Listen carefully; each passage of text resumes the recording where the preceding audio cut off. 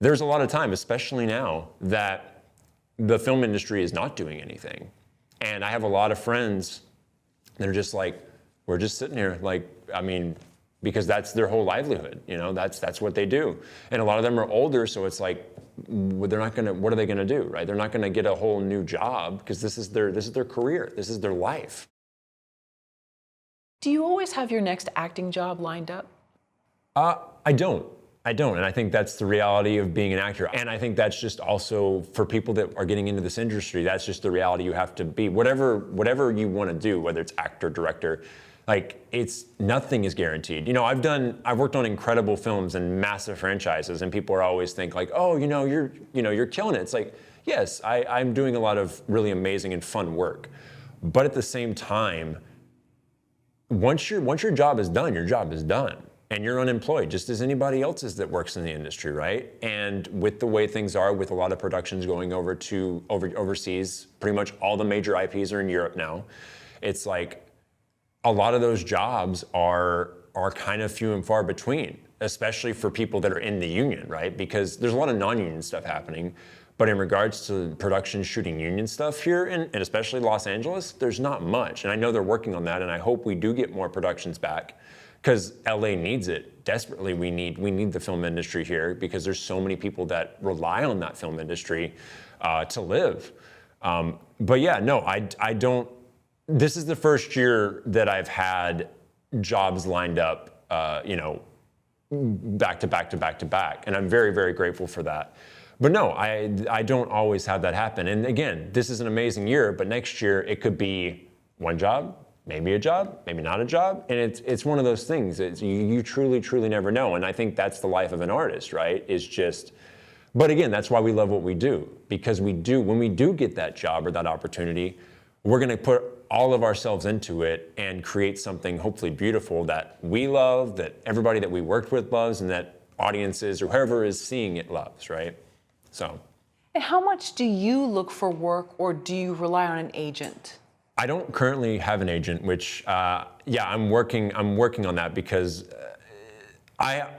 so the way it works is I pretty much, at this point, have everything with the shops that I've worked with special effects, like Legacy Effects, Alec Gillis, Studio Gillis, Spectral Motion, all those different shops. They know who I am, so if they have something come along, they'll be like, we have a guy. So they're in a sense, casting directors for these giant productions, because they know they have such a good track record. It's like, okay, we trust them, right? They have so many credits under their belt that if you're bringing a person in and you say they're good, great, we'll take them, like no issues.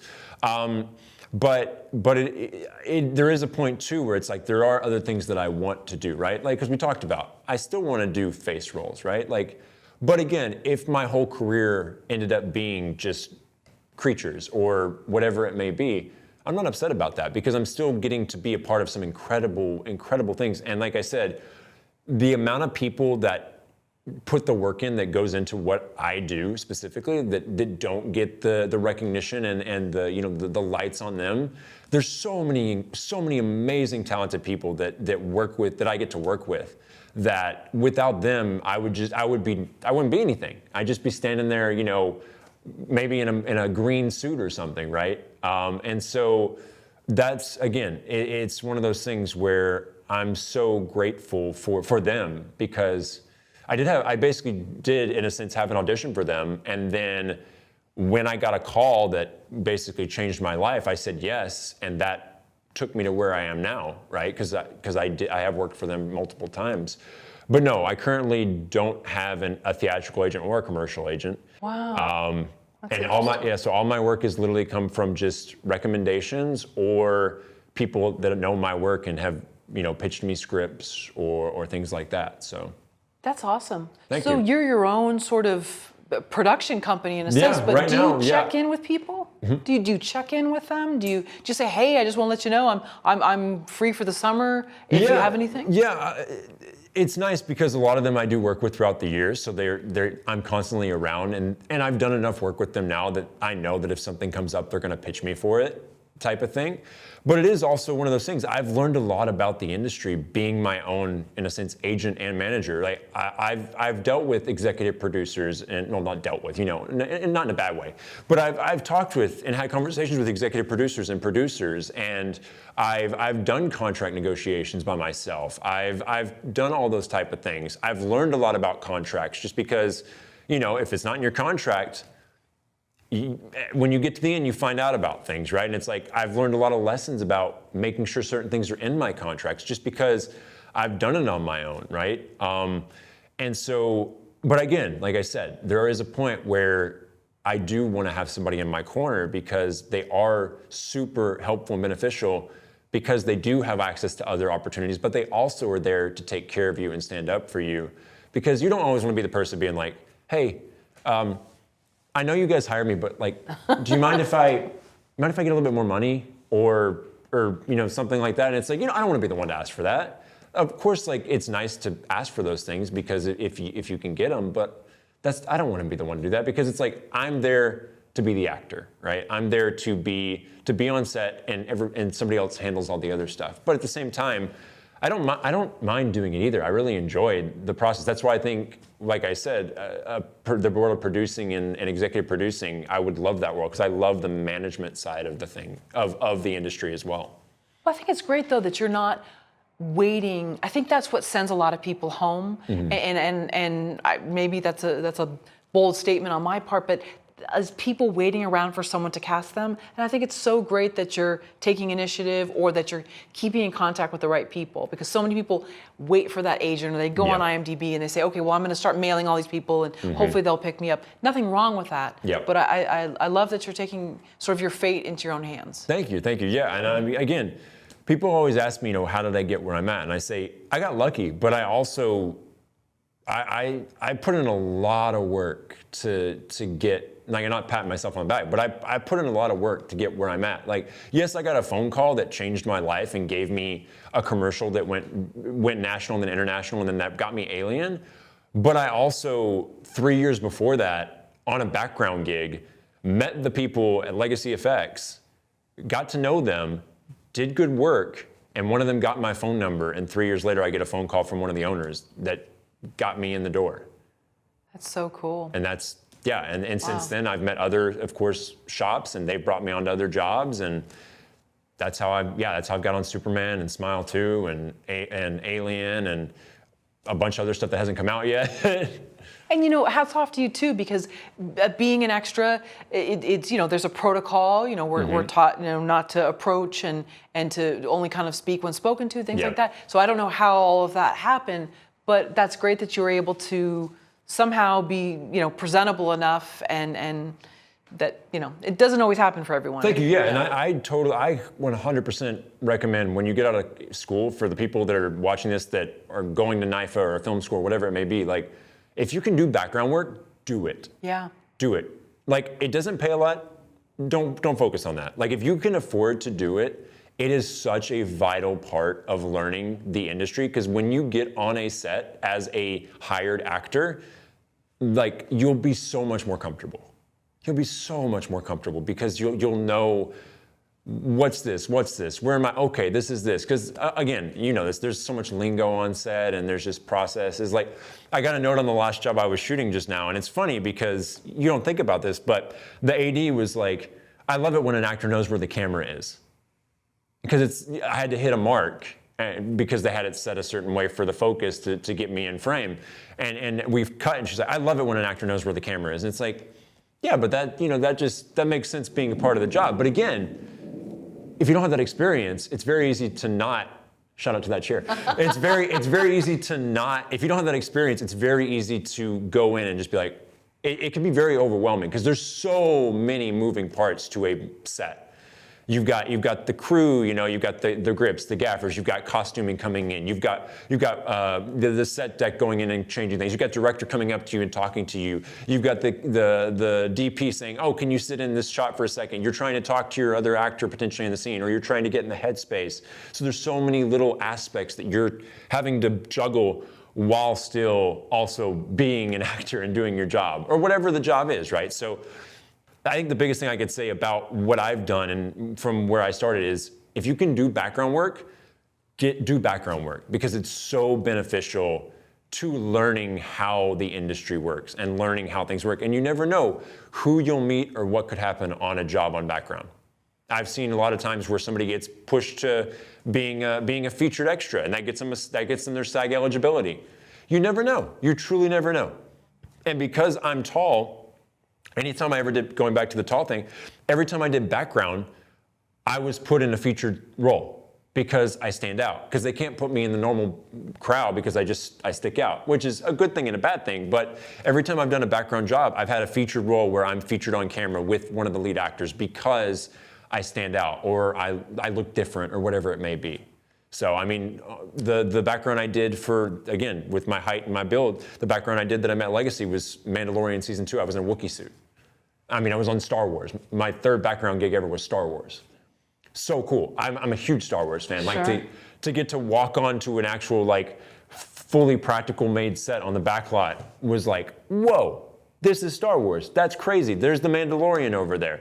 There's little baby Grogu. There's baby Yoda, as people called him, right? Like, and that was before the world knew about baby Yoda. And I had to hold on to that for a year.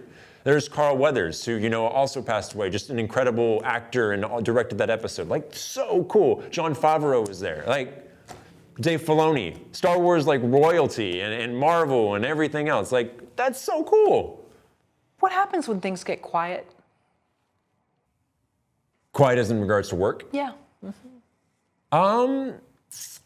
Residuals, no. That is part of it. No, I try to just, I try to keep myself busy in whatever that way is. It's funny enough, and I always talk about this but I have a part-time job, and it's not because I need a part-time job, but I just enjoy being busy, and so I coach kids soccer. That's my part-time job. I coach kids soccer, and it's a great, if you can do it, if you are getting into the industry, and I will recommend this too, if you're getting into the industry and you can get a part-time job that works with your schedule, do it. Because it's been so nice that when things are not going on in the industry, I have something to do to keep my mind busy. And what an amazing way to give back to kids, right? That's so cool. And also, in that world, I get to be creative because, we're fighting dragons today. Or maybe we're flying to space, right? And I get to use all my creative abilities that I would be using on a set. And I was workshopping this new character I was doing for this last film. I was workshopping that character while coaching because I was like, one day, kids, we're going to be blank, blank, blank, right? And it's like, I'm trying these things out. But so yeah, that's what I do when things get quiet. I coach soccer, but again, it is one of those things too. And I also try to pursue my other own creative adventures. I really want to direct a play. There's a play I really want to direct. Like I said, I love theater. I've always wanted to direct this play that I have. I was streaming for a little bit. I was doing like the online streaming, like Twitch and stuff. So I was doing that. That was a creative venture. I like to get outside. I mean, just in the real world of being a human being, I like to get outside. I skate, because I used to skate to school, because when I lived down at the end here, I would skate to the Barham building. And I still do it all the time. I'll skate all the way down to the Barham building, down. I'll come around the NYFA building here, and I'll go all the way back past Warner Brothers, up and then back down. And that's my favorite way to like clear my head. I'll put music in. So yeah, I would just say I occupy my time with things that give me joy and that allow me to be doing something if the other world is not doing anything. Because there's a lot of time, especially now, that the film industry is not doing anything. And I have a lot of friends that are just like, we're just sitting here, like, I mean, because that's their whole livelihood, you know, that's what they do. And a lot of them are older, so it's like, they're not gonna, what are they gonna do, right? They're not gonna get a whole new job because this is their career, this is their life. So yeah, that's what I do. That's what I do when things are quiet. I stay busy. And how important do you think it is to have interests outside the industry? Not just monetary sort of things that'll employ you, but things that where, you know, we're in this bubble, or it's like a global bubble in terms of, you know, Hollywood gossip, whatever, you know, tariffs on movies, whatever. But just to have something to take your mind off of it and be something separate from the industry? I think it's the most important thing you possibly could do. I think with the industry, mental health is. We've seen it with countless different people and that are artists in the world, right? Like that have gone way too soon just because they're dealing with things. And it's like, I think you have to have other. You can't. I think you have to come to the realization that it's very, very, very, very hard to be an actor full time. I think it is one of those things that you have to really think about. Like this is, and of course, like if you're a creative and you're an artist, you're going to figure out a way to do it and you're going to make it happen, right? Whether that's picking up a part-time job, making your own content, which a lot of people are doing these days, which I think is amazing. But I think you have to really think about the fact that this could not work out, right? And there were times for me, especially during COVID, where I was like, do I move back to Texas? Like, because what am I doing, you know? I don't have my radio job anymore. The industry is shut down. I wasn't making really any progress before that. I was doing background, but outside of that, like what was going on, right? But yeah, I think for me, the thing that's kept me sane and kept me level throughout everything, the ups and downs of the industry, is just having something. Like for me, it's coaching soccer. Like I do that Monday through Friday, and nobody else, like very few people know that I actually do that know about my creative side of the world, right? One of the teachers yesterday made a joke of, I'm like living the Hannah Montana life, right? Where she's like two different personalities or whatever. But yeah, for me, that you have to have something else, because the industry is so, especially now, is so volatile. You have to definitely make sure, first off, that you want to put yourself in this world, which if you're a creative and you're an artist, you want to, I know that already, right? But you also have to be realistic about the aspects of like, what does that entail? Like what, you know, with money and just all the things that go into living in Los Angeles, if that's where you want to be, right? Or wherever it is, right? You have to put all those factors in. But yes, you definitely need to have something that can take your mind away, whether that's another job per se, or it's just something like reading or skating or hiking. There's so many beautiful places to go in Los Angeles, but you cannot sit, which I know a lot of people do, you can't just sit and, you know, think about, oh man, like why am I not getting this or why am I not getting that? Because in reality, a lot of the time it has nothing to do with you. That's the reality of the industry. Most of the time it has nothing to do with you. It's such a tough world.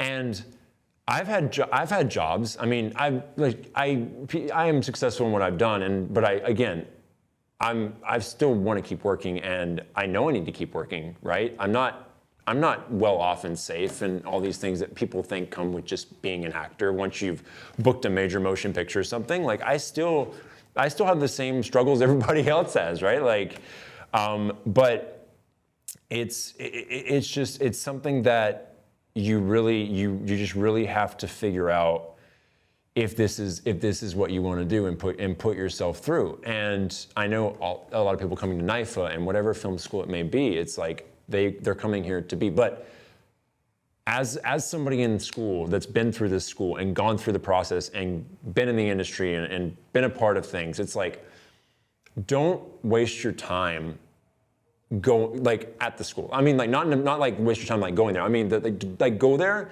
and make connections, learn things, become friends with like professors and stuff if you can. When you get out of school, like one of my best friends, my best friend in Los Angeles is Elliot Herman, who was the audio engineer when I was in school. We're still amazing friends to this day. Talk to him every single day. And he went on to work for a big studio doing sound design, right? So it's like, and it's Phil Kaufman as well, same. There's a couple teachers that I'm still really close with and they've kept up with me and supported me, and I think that is amazing. But yeah, like if you're coming to a school, a film school, whatever it is, like make the most of your time, right? Like I reached out to Carol and I reached out to do classes in the voiceover booth way before I was even supposed to be in there, and they let me in there so I could start working on copy 5 semesters before I even was supposed to step foot in that booth. I got to know the legacy people on set, and I worked hard and I did the thing, and they asked for my contact information. I've been on other sets where I'm like, or I've done other things where like, hey, by the way, did you know I do this? And it got me a role in a movie. Just because they're like, oh, they hear my resume, which resume does affect things, of course. But again, when I started out, I didn't have anything. People took a chance on me. Thank you for watching the video all the way to the end. Here is a complimentary question from our book Story Questions.